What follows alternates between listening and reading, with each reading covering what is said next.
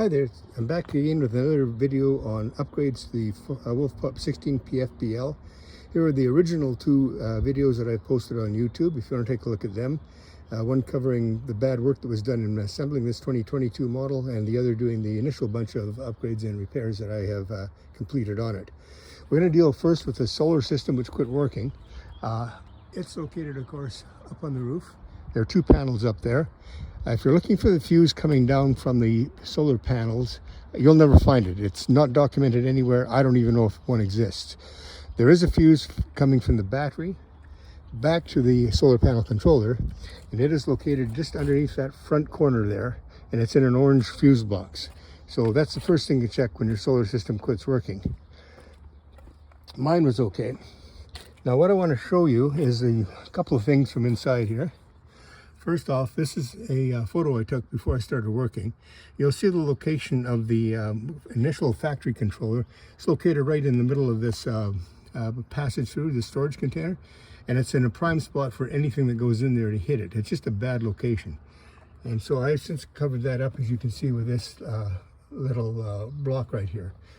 The other thing I wanted to mention, and again, here's a couple of things on this picture here from when I was doing the upgrade to a new controller, is first off, you'll see the professional manner in which the pass-through for the wiring was made. More on that in a second. Secondly, you'll also see there's two pairs of wire coming down. Both the pairs are colored exactly the same, which is very inconvenient. It would be nice if they would color the ones from the panels in one pair and the ones going down to the battery in another pair. Easiest way to tell them apart is with the VOM meter. And of course, you'll usually get more voltage coming down from the solar panels, and usually the standard voltage coming back from the batteries when they aren't hooked up to anything and not being charged up by the solar panels. Quick word on the beautiful job of cutting the hole there. This is typical in my experience with Forest River campers. It's way easier to do a nice job in the first place and have a nice professional hole looking like that. Forest River, here's a clue. When you're cutting a hole to feed a wire through, it's not necessary to use a hatchet. It's stupid. It makes a hell of a mess. It takes a really long time. Use this. You can get these anywhere. They're quick, they're nice and tidy, and they're professional, what people actually expect from a manufacturer.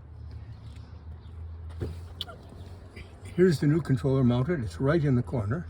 There's the original location way back there. The new location is up and out of the way.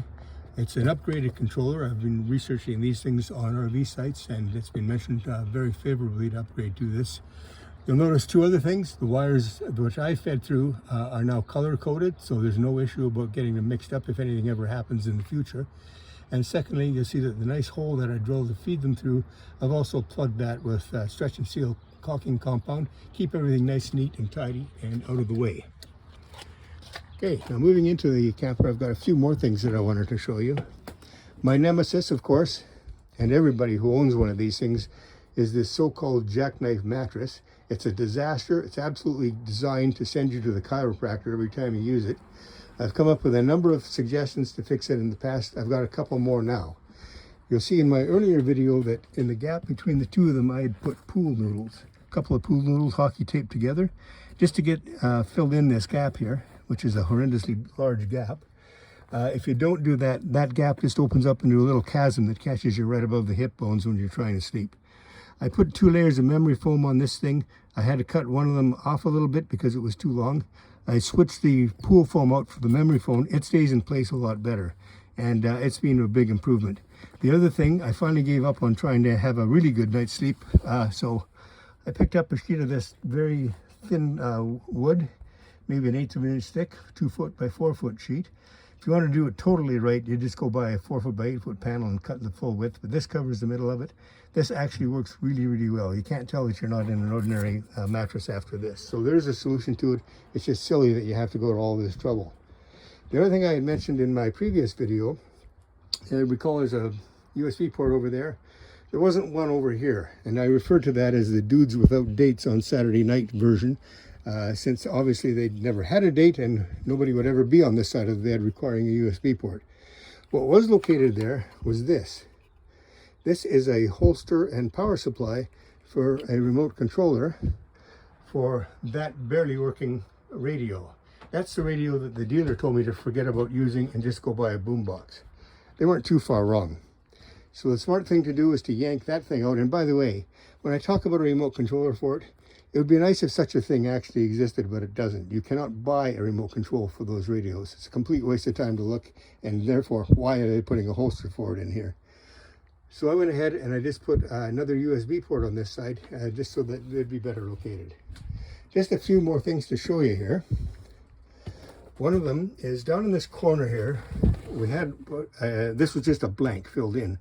And I was curious about what might be behind it, if there was something about the refrigerator that needed ventilation or what.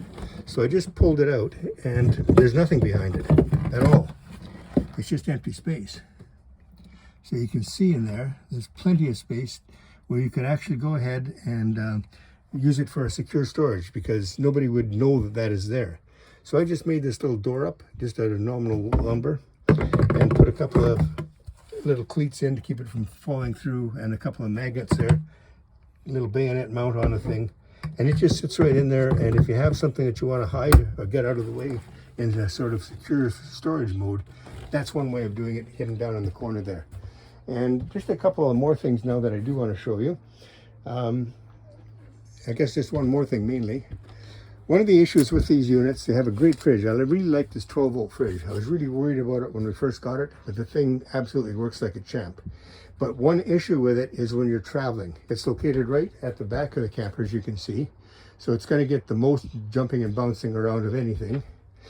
And to keep the doors from popping open, the factory provides this. Now this is not a Forest River Air. This is a Evershelf fridge issue.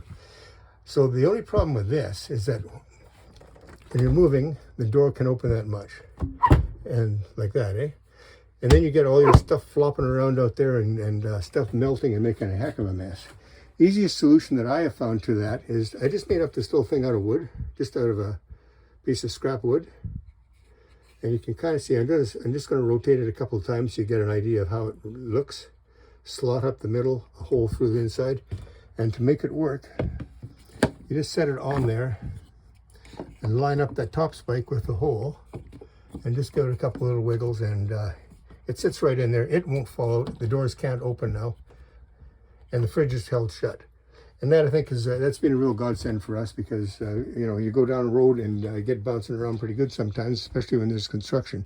And before you know it, your fridge is partway open, and you know, it's just not cooling very efficiently when that happens. That's the end of my current videos on this repairs or upgrades to this unit. As I said before, once we got everything fixed on this thing, it turned out to be a very good unit.